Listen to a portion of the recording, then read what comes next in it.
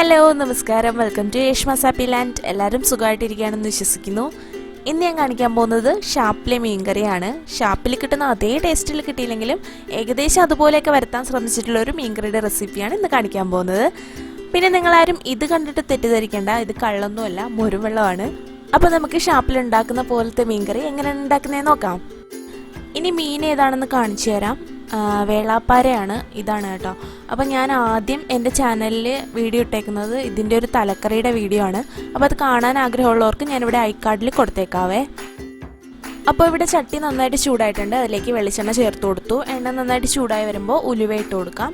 ഉലുവയൊന്ന് പൊട്ടി തുടങ്ങുമ്പോൾ ഇഞ്ചിയും വെളുത്തുള്ളിയും കൂടി അരിഞ്ഞതാണ് ഇട്ട് കൊടുക്കാൻ പോകുന്നത്.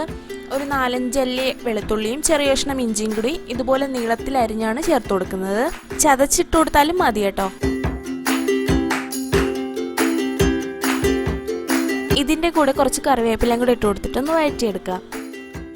ഇതെല്ലാം കൂടി ഇങ്ങനെ വഴറ്റുമ്പോൾ തന്നെ നല്ലൊരു മണമാണ്. ഈ ഇഞ്ചിയും വെളുത്തുള്ളിയൊക്കെ ഒന്ന് മൂത്ത് തുടങ്ങുമ്പോൾ സവോളയും കൊച്ചുള്ളിയും കൂടി ചേർത്ത് കൊടുക്കാം. 2 മീഡിയം സൈസ് സവോളയും 6-7 കൊച്ചുള്ളിയും കൂടി എടുത്തിട്ടുണ്ട്. അത് ഇതുപോലെ കട്ട് ചെയ്തിട്ട് കൊടുക്കുകയാണ് ചെയ്യുന്നത്.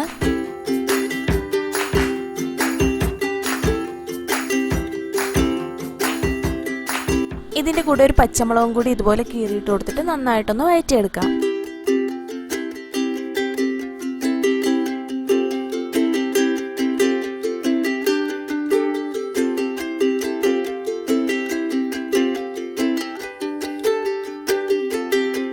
പെട്ടെന്നൊന്ന് വഴന്ന് കിട്ടാൻ വേണ്ടി കുറച്ച് ഉപ്പും കൂടി ചേർത്ത് കൊടുക്കുന്നുണ്ട്.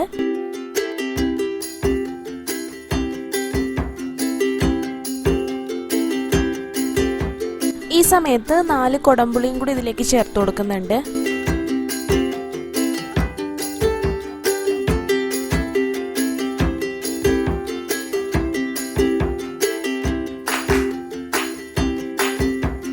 ഉള്ളിയൊക്കെ വഴന്ന് വന്നിട്ടുണ്ട്. ഇനി മസാലകൾ ചേർത്ത് കൊടുക്കാം.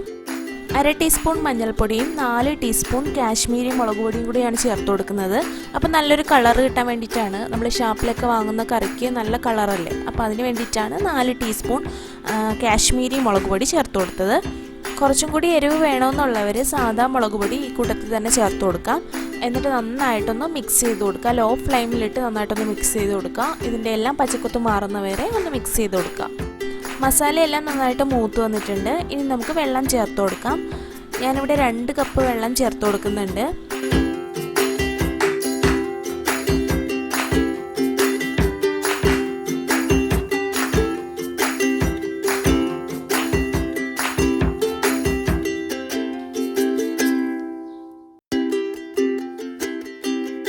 ഇതൊന്ന് തിളച്ച് വരുമ്പോൾ ഞാനിതിലേക്ക് ഒരു തക്കാളിയുടെ പകുതി ചേർത്ത് കൊടുക്കുന്നുണ്ട്.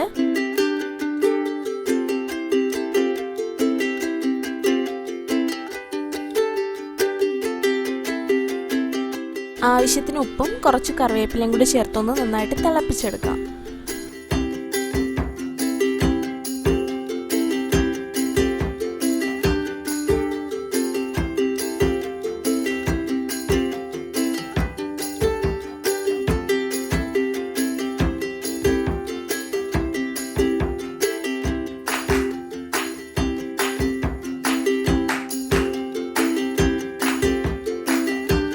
നന്നായിട്ട് തിളച്ച് വന്നിട്ടുണ്ട്. ഇനി മീൻ ചേർത്ത് കൊടുക്കാം.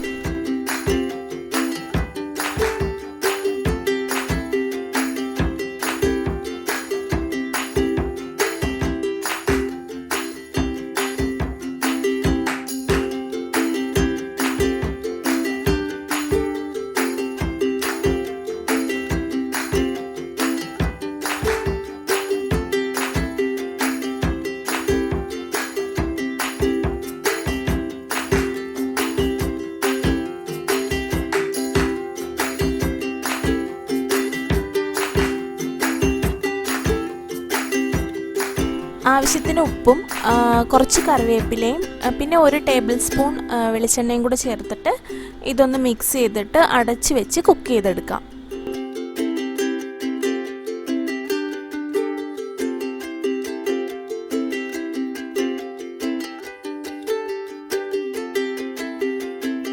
അങ്ങനെ മീൻ നന്നായിട്ട് കുക്കായിട്ടുണ്ട്. കറിയൊന്ന് വറ്റി തുടങ്ങിയിട്ടുമുണ്ട്. ഈ സമയത്ത് ഉപ്പ് വേണമെന്നുണ്ടെങ്കിൽ ചേർത്ത് കൊടുക്കാം. അപ്പോൾ നമ്മുടെ ഷാപ്പിലെ മീൻകറി പോലത്തെ മീൻകറി ഇവിടെ റെഡി ആയിട്ടുണ്ട്. പിന്നെ ഞാനിത് ഒരുപാടങ്ങ് വറ്റിച്ചിട്ടില്ല. കാര്യം എന്താണെന്ന് വെച്ചാൽ ഷാപ്പിൽ നിന്ന് കറി കിട്ടുമ്പോൾ കുറച്ചൊരു ലൂസായിട്ടുള്ള ആ ഒരു കൺസിസ്റ്റൻസിയിലല്ലേ കിട്ടാറ്. അപ്പോൾ അത് വെച്ചിട്ടാണ് ഞാൻ ഇതുപോലെ ചെയ്തത്. നമുക്കൊന്ന് ഒഴിച്ച് കറി കൂട്ടാൻ വേണ്ടിയിട്ടുള്ള ആ ഒരു പരുവത്തിലാണ് ഷാപ്പിൽ നിന്ന് പൊതുവേ കിട്ടിയിട്ടുള്ളത് കേട്ടോ. ഞാനങ്ങനെയാണ് കണ്ടിട്ടുള്ളത്. അതുകൊണ്ടാണ് ഞാൻ ഇതുപോലെ ചെയ്തത്. നിങ്ങൾക്ക് നന്നായിട്ട് വറ്റിച്ചെടുക്കണമെന്നുണ്ടെങ്കിൽ അതുപോലെ ചെയ്യാം കേട്ടോ. ഇനി ഞാനിത് സെർവ് ചെയ്യാൻ പോവുകയാണ്. കപ്പ വെച്ചിട്ടുണ്ടായിരുന്നു, അപ്പോൾ അതിൻ്റെ കൂടെയാണ് ഇത് സെർവ് ചെയ്യാൻ പോകുന്നത്. അത് കാണിച്ചു തരാവേ.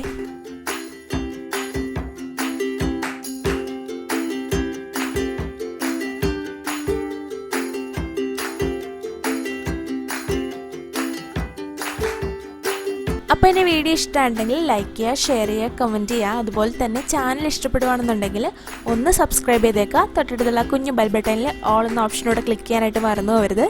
ഇനി നല്ലൊരു വീഡിയോ ആയിട്ട് അടുത്ത എപ്പിസോഡ് കാണാം. Till then take care and by.